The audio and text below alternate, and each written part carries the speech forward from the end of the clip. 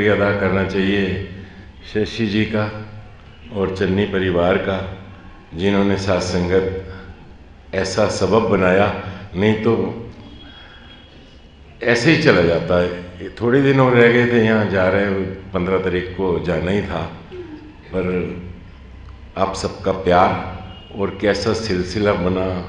और अभी अशोक जी बता भी रहे थे कि ये रिटायर हुए हैं, स्कूल की सेवा से मुक्त हुए हैं। सत्संगत हजारों दुनिया स्कूलों में नौकरी करती है, हजारों लाखों स्कूल होंगे इंडिया के अंदर, और सभी टीचर्स जॉब करती हैं और रिटायर हो जाती हैं। ये सत्संगत स्पेशल है, ये स्पेशल अध्यापिका हैं। वो कैसे? वो बिजली का एक पेच कसना था, जैसे पेच कसते हैं पेचकस से, तो वो एक पेच को कसने के लिए इलेक्ट्रीशियन ने पेचकस उठाया तो देखा वो पेचकस का आगे वाला मुंह मोटा है और पेच का वो जो सिरा वो पतला है, वो उसमें जा नहीं रहा। तो क्या करेगा इलेक्ट्रीशियन? उस पेचकस को उसने साइड पे रख दिया, दूसरा उठाया, अब उसका मुंह तो उसमें जा रहा था पेच के उसमें, लेकिन ऊपर का हत्था घूम रहा था, वही उसने उसको भी उसने साइड पे रख दिया। एक और पेचकस उठाया, उसका मुंह भी ठीक, हत्था भी ठीक। सत्संगत ये निरंकार सतगुरु के माध्यम से परफेक्ट टूल चुनता है। ये स्कूल जो आज देख रहे हैं, ऊंची ऊंची बिल्डिंग, ये सत्संगत यहाँ पे पूरा जंगल था और ये भवन तो छोटा सा कमरा था। सामने यहीं बरांडे में, बरांडे की जो जगह है वहाँ पे टेंट लगे हुए थे, इधर एक वो भी बरांडा। और ये सत्संगत शशि जी उन टीचर्स में से एक थी जिस टूल को सतगुरु ने चुना। उस समय सत्संगत कोई ऐसा ध्यान नहीं था कि कोई नौकरी करनी है या कुछ, लेकिन गुरु चुनता है और उन्होंने इनको चुना। और वैसे तो गुरु के ऋण से मुक्ति नहीं हो सकती, लेकिन जो सेवा गुरु ने लेनी थी, इन्होंने खिड़े मत्थे सत्संगत वो पेड़ जिसके ऊपर फल लगे हुए हैं, कहाँ सत्संगत वो बीज बोया गया था, उसकी प्रॉपर देखभाल की गई थी। आज सत्संगत प्रफुल्लित हमारे सामने। कहाँ सत्संगत वो नाक भी नहीं साफ होते थे बच्चों के जो इनसे पढ़ने आया करते थे, और आज सत्संगत कितनी कितनी फीसें हैं, गाड़ियाँ हैं। इसको कहते हैं परफेक्ट टूल। और इनके ऊपर जो सत्संगत इनको प्यार देने वाले, आशीर्वाद देने वाले, हमारे सत्कारयोग प्यारा सिंह जी, जिन्होंने सत्संगत मैनेजर के रूप में इनको हौसला अफजाई की। बाद में तो सत्संगत जब चलने लग जाता है तो फिर बहुत सफ़र करने वाले आ जाते हैं, लेकिन आरंभ स्टार्ट करना ये सत्संगत उनमें से एक है। तो सौभाग्यशाली हैं आप सब दास भी, जो ऐसे कर्म योगी बहन के हम दर्शन कर रहे हैं। और साथ में वैसे भी सत्संगत सतगुरु बाबा हरदेव सिंह जी के टाइम में दास ने देखा है कि हजूर गोविंदपुरी की सत्संगत पे सदैव सदैव प्रसन्न रहे हैं। कोई भी सेवा आनी, दिल्ली में बैंड बनाना है जी, फौरन गोविंदपुरी को बोल दो, डिस्पेंसरी गोविंदपुरी को बोल दो, और सत्संगत सिलाई स्कूल गोविंदपुरी को बोल दो। और यहाँ के आप जो सेवादार किस तरह तत्पर रहते थे, सिस्टम बिल्कुल वही चल रहा है। बस उस समय गुरदीप सिंह जी, श्री तरसेम लाल जी, आशा संग चड्डा साहब, बिल्कुल बात बिल्कुल वैसे ही है। उसी तरह ही आप सतगुरु की रहमतें हासिल कर रहे हैं और दिख भी रहा है। ये प्रेम ही तो है जो आपको घर घर से यहां पर खींच के ले आया है। ये लगन ही तो है। सत्संगत लगन होती है तो बार बार जहां लगन होगी आदमी कोई ना कोई जुगाड़ बना लेगा वहां पहुंचने का, उससे मिलने का। सतगुरु की कृपा हुई, हमारी इस आत्मा को परमात्मा के साथ जोड़ दिया, मिलन करा दिया। ज़्यादा टाइम तो नहीं लगा होगा। शादी होती है ना, शादी, उसमें भी ज़्यादा टाइम लगता है। वो लामा लूमा करते हैं 1-1.5 घंटा, कईयों के रात के 4-5 घंटे, और वो लामा होती हैं। माहौल भी अच्छा होता है और वो बन जाते हैं हस्बैंड एंड वाइफ, पति और पत्नी। वो 1-1.5-2 घंटे का प्रोग्राम, और जिंदगी भर या तो पत्नी पति के पीछे भाग रही है या पति पत्नी के पीछे। पूरी जिंदगी आपकी आत्मा का भी मिलन इस परमात्मा के साथ हो गया। भागे चले आ रहे हैं, जहां प्रोग्राम होता है वहां जाते हैं, जहां सेवा मिलती है, जहां सत्संग होता है। ये है सत्संगत जो सतगुरु ने हमें मिलन कराया है। और सत्संगत इस शाश्वत के साथ जुड़े रहे। ये शाश्वत, ये निराकार जो भीतर भी है बाहर भी है, ये सत्संग सदैव रहने वाला है। अभी अशोक जी भी कुछ बोल रहे थे कि कोई छोटा बच्चा, कोई बड़ा बच्चा, कोई छोटी उम्र, कोई दास का भी सत्संगत धीरे धीरे जैसे जैसे आपके चरणों में बैठते हैं तो पता लगता है कि है क्या, हकीकत क्या है। दास ने पीछे सर्जरी कराई आंखों की, तो जब सर्जरी हुई तो मैंने कहा, निरंकार तू तो डिफेक्टिव माल लगाता है। जितनी आयु दी है उतना टाइम तो चलना चाहिए ना। पार्ट्स जो जो लगाए हैं बॉडी के अंदर, कान है, किसी का कान सुनना बंद हो जाता है, किसी को कोई और प्रॉब्लम हो जाती है, कोई और। तो ये भगवान जो है निरंकार परमात्मा, ये डिफेक्टिव माल लगा रहा है।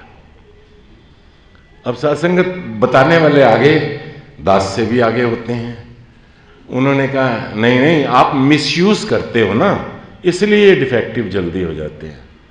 दास ने कहा, दास ने तो ऐसे ऐसे देखे हैं जिन्होंने कभी कोई बुरा ऐब नहीं है, जिनमें ना दारू, ना सिगरेट, ना शराब, ना कुछ, और सिंपल खाना पूरी जिंदगी, और कैंसर हो जाता है उनको, किडनी में प्रॉब्लम हो जाती है।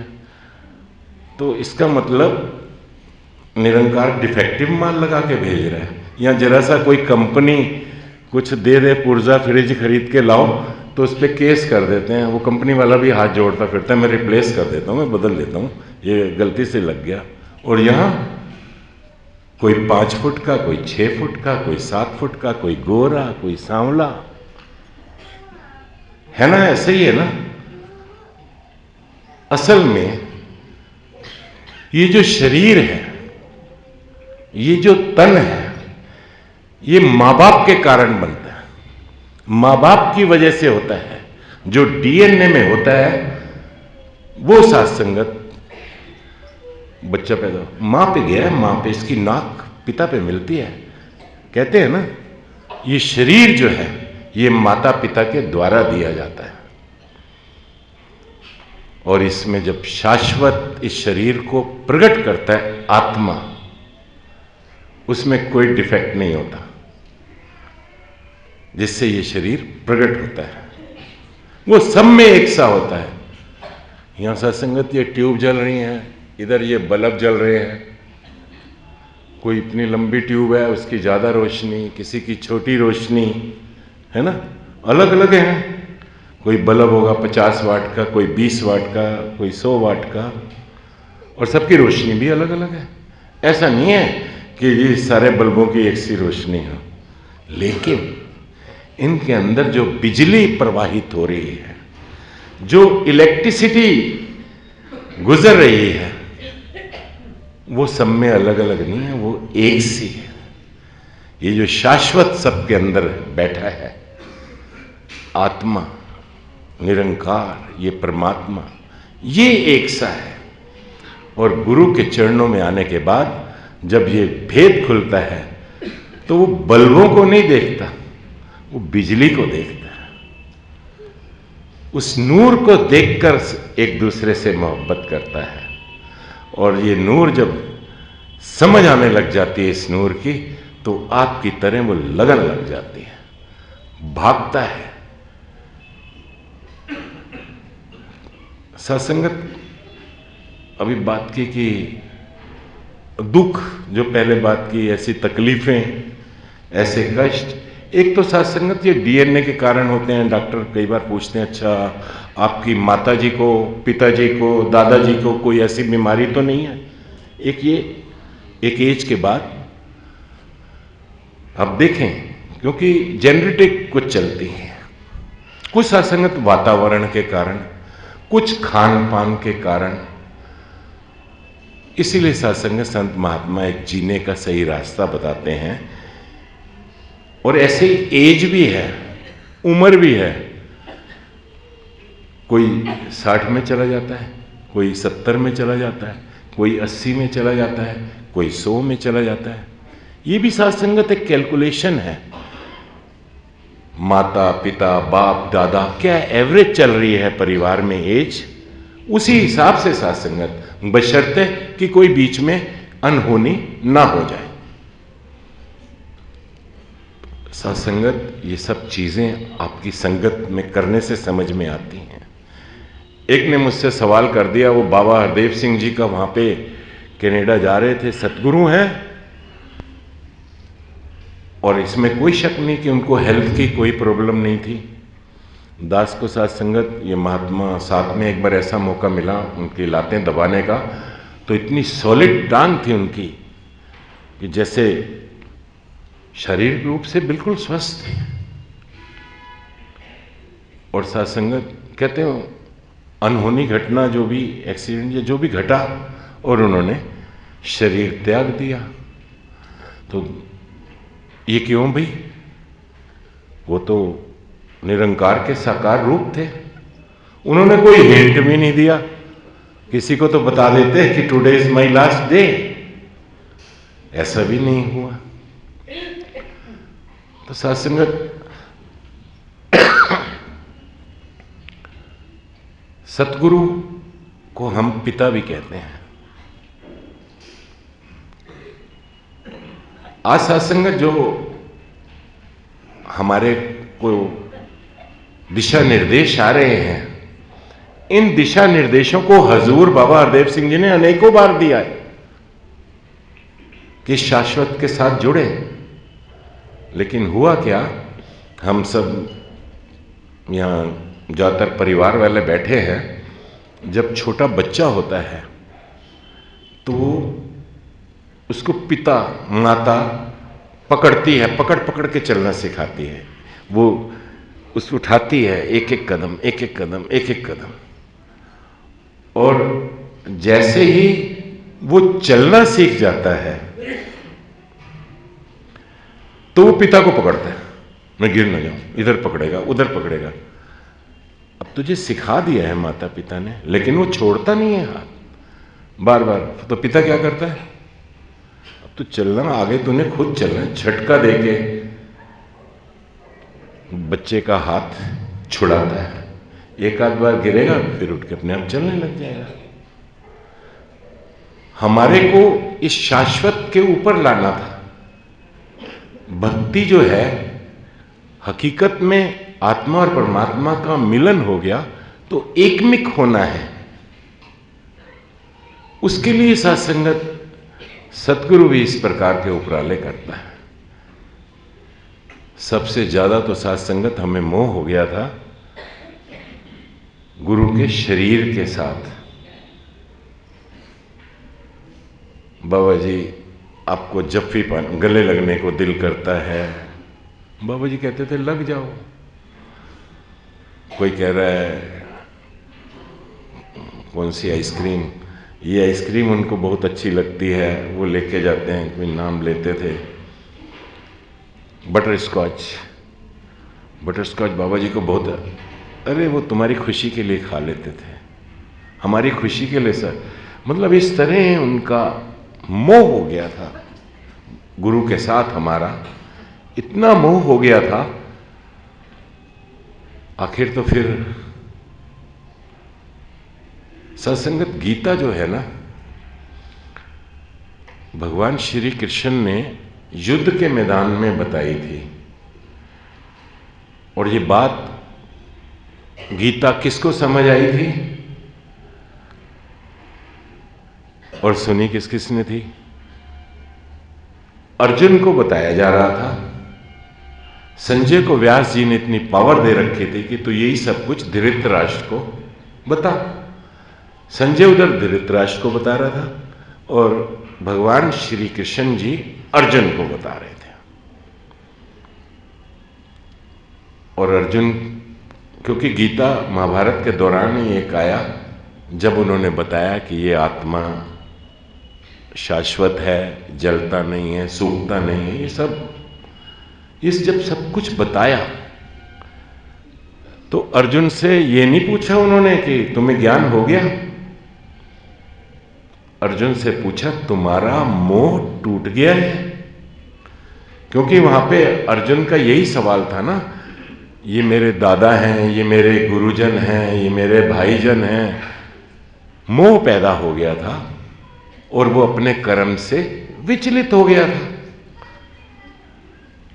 तो मोह को भगवान श्री कृष्ण ने तोड़ा और जैसे ही मोह टूटा वो आए युद्ध करने था, वहां रिश्तेदारी निभाने तो गया नहीं था, लेकिन वहां जाके एकदम मोह पैदा हो गया। और यही सब कुछ धृतराष्ट्र जी भी सुन रहे थे, उन पे कोई असर हुआ? वो अंत तक मोह में फंसे रहे दुर्योधन के। और धृतराष्ट्र का तो मतलब ही ये होता है, धृत मैंने चिपका हुआ, राष्ट्र मैंने कुर्सी। जो कुर्सी नहीं छोड़ना चाहता वो मोह में फंसा रहेगा, उसकी समझ कुछ नहीं आएगा। तो सतगुरु बाबा हरदेव सिंह जी ने हमारे मोह को तोड़ा। और आप सभी ने भक्ति पर्व पर विचार सुनी होगी। भक्ति पर्व पर जो विचार कही गई आप सबने सुनी है, जो वहां गए हैं वहां उन्होंने सुनी है, ऑनलाइन जो YouTube पे या वहां देख रहे थे उन्होंने भी वो सुनी है। भक्ति पर्व पर सतगुरु माता जी ने एक बात कही। उन्होंने कहा कि कोई सामने आता है, हंसता हुआ आता है, तो मैं उसको हंस के मिलती हूं, और कोई उदास चेहरा आ जाता है तो मैं उसके सामने उदास हो जाती हूं। ये सबने सुना है। यही विचार उन्होंने कही। और सत्संगत पता नहीं काफी साल, मेरे ख्याल 30-40 साल पहले एक गाना सुना था, उसकी एक लाइन थी, तोरा मन दर्पण कहलाए। दर्पण, मिरर। दर्पण का क्या अर्थ होता है? जो सामने आए उसको दिखा दिया, मन दर्पण की तरह हो जाए। मिरर कुछ अपने पास रिटेन नहीं करता कि महेश जी इस दर्पण के सामने आया तो मैं इनका चेहरा अपने पास रख लेता हूं। नो, कि सामने चड्डा साहब आएंगे तो अब चड्डा साहब को दिखाने लग जाएंगे। मन को दर्पण बनाने के लिए ये कुछ रिटेन ना करे। दर्पण कुछ रिटेन नहीं करता, इट ओनली रिएक्ट, जो सामने उसको दिखा देता है, बस। उसके बाद भूल जाता है, रिटेन नहीं करता। अगर ये मन इसी तरह हो जाए तो झगड़े तो घर के खत्म हो जाएंगे, कारोबार के खत्म हो जाएंगे। तूने उस समय मुझे जैसा सामने आएगा। ये सत्संगत भक्तों की, संतों की, महात्माओं की अवस्था होती है। और ये अवस्था प्राप्त करने के लिए ही हम समय निकालकर यहां पर आते हैं। जितनी जितनी लिव सत्संगत जो हम सेवा करते हैं, उसके पीछे भी भाव यही होता है कि कहीं मुझे मेरे गुणों का, मेरी शक्ति का, इसका कहीं अहम ना आ जाए। मेरे जैसा कोई नहीं है। ये सिर्फ सब कुछ सत्संग में जब हम आकर ईगो लेस होकर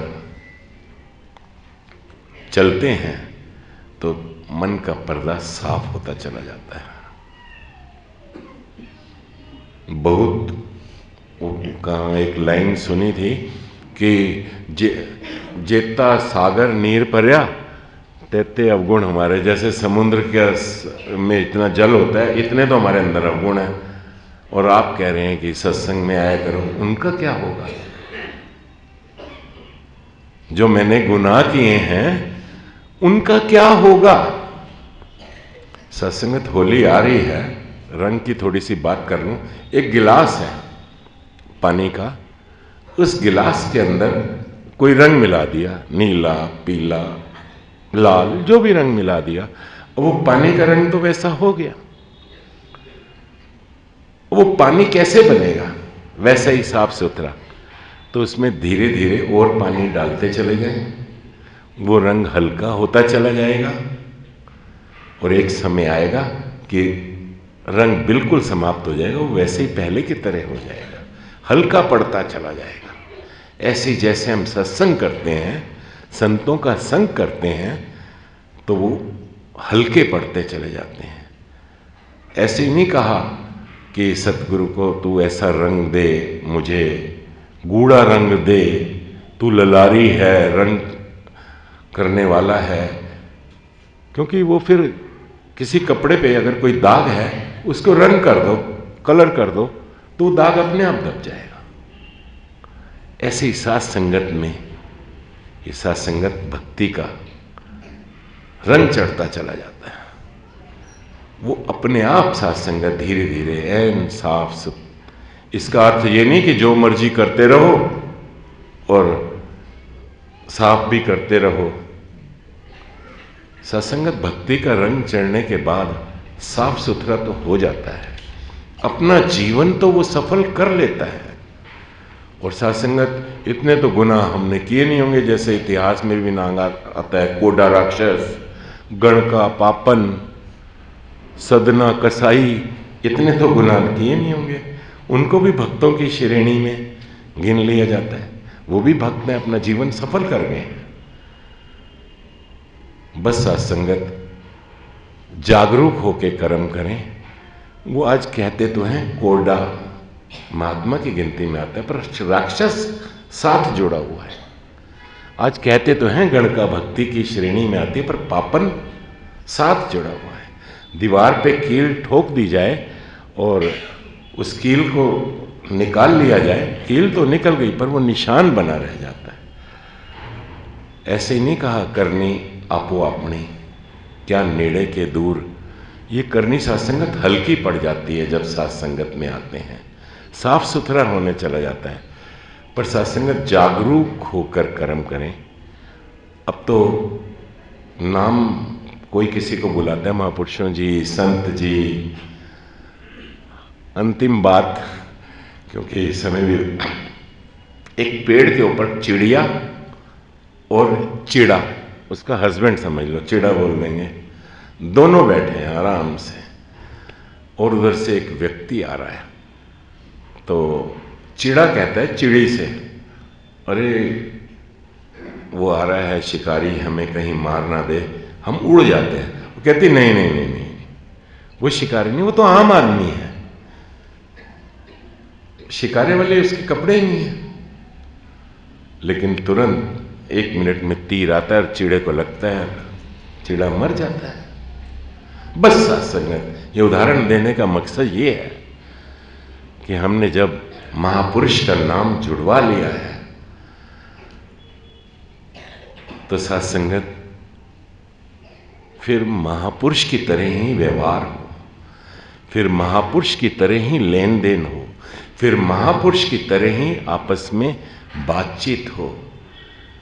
ये ना हो महापुरुष भी हैं और वो चिड़े को मार, ड्रेस तो नहीं पहन रखी उसने शिकारी वाली, मगर अंदर तो शिकार बना है। इसलिए साथ संगत में हम आते हैं कि संत महात्मा व्यवहार में भी अगर महापुरुष क्या है तो इस महापुरुष की लाज रखें, ध्यान रहे कि ये महापुरुष मुझे कह रहा है, तो इसके साथ तो मुझे महापुरुष की तरह ही आना है। और ये सत्संगत तभी संभव है जब ये गुरु के द्वारा दी गई ये दात, ये शाश्वत, ये रोशनी, ये हृदय में बसी हुई है।